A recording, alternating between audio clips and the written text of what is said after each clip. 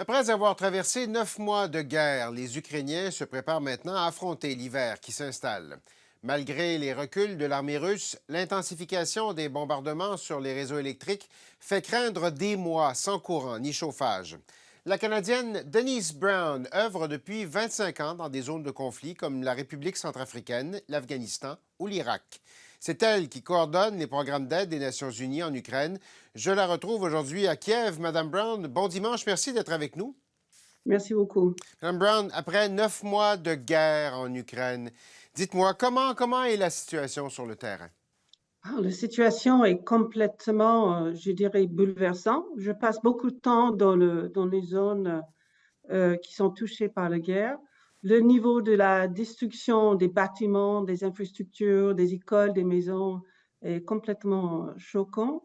Le déplacement de la population, plus de 6 millions de personnes qui ne sont pas chez eux et 8 millions qui ont quitté le pays parce qu'ils n'étaient pas en sécurité à cause de la guerre. Mhm. Le niveau de besoin humanitaire, c'est simplement immense. Bon, C'est 18 millions de personnes. parlons de ces besoins, justement. Quels sont les besoins les plus pressants, d'après vous? Bon, j'étais à Kherson lundi, 3 jours après l'arrivée des militaires ukrainiens. C'est des choses de base, des choses de tous les jours. Il n'y avait pas d'électricité, donc il n'y avait pas d'eau dans toute la ville. La chaîne d'approvisionnement des vivres a été complètement interrompue. Même chose pour les médicaments. J'ai vu des écoles détruites, donc la vie quotidienne est complètement détruite. Combien d'Ukrainiens, à l'heure actuelle, ont besoin de votre... Il y a des Ukrainiens qui s'en sortent mieux que d'autres, je présume. Combien d'Ukrainiens ont besoin d'aide immédiatement? Selon nos analyses, il y a 18 millions de Ukrainiennes qui sont dans le pays actuellement. Je ne parle même pas des réfugiés qui sont à l'extérieur, qui ont besoin d'une aide pour le quotidien, pour les vivres, pour l'eau, pour un foyer, pour des vêtements. Et donc, voilà, c'est 40% de la population. Vous parlez de besoins de base, là, d'eau, d'électricité. Concrètement, bon, vous êtes sur le terrain. Combien d'agences de l'ONU sur le terrain? Qu'est-ce que vous faites exactement? En fait, on est une vingtaine d'agences d'ONU, mais on est plus de ça en ONG nationales et internationales. Et on fait vraiment énormément dans des zones touchées directement par la guerre. Et donc, c'est tout. Si vous n'êtes plus dans votre maison parce que la maison a été détruite, ou vous n'êtes plus dans votre maison parce que la guerre est en cours, vous laissez tout derrière, votre emploi, l'école de vos enfants, votre maison, vos vêtements, vous avez besoin de tout. Donc, actuellement, on occupe de tout ça. On arrive à toucher 13 millions de personnes. C'est quand même assez difficile.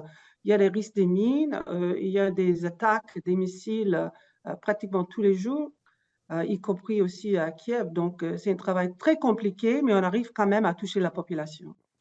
Parlez-moi, Madame Brown, de l'arrivée de l'hiver. On voyait des images cette semaine, une petite couche de neige là, à Kiev, un peu partout en Ukraine. L'hiver commence.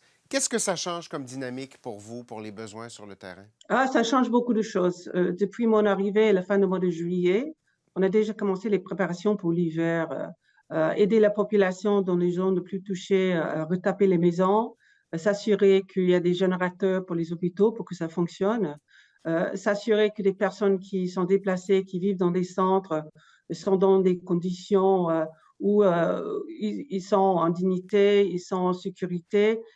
Toutes ces préparations sont en cours. Mais c'est compliqué par la perte de l'énergie dont le président Zelensky en parle ouvertement. Et donc, les 10 millions de personnes qu'ils estiment n'ont plus d'accès ni à l'électricité ni au chauffage. Donc, nos préparations pour la population touchée par la guerre sont en cours, mais il y a aussi une crise d'énergie très importante qui arrive. Votre défi principal dans ce contexte-là, de quoi vous avez besoin, vous, pour aider ces gens-là? On a l'argent pour aider la population. Une des très grosses difficultés que nous avons actuellement, c'est la présence des mines. Et donc, en allant à Kherson lundi, on a vu clairement des mortiers au bord de la route. Donc, nous envoyons nos collègues dans des zones quand même à haut risque.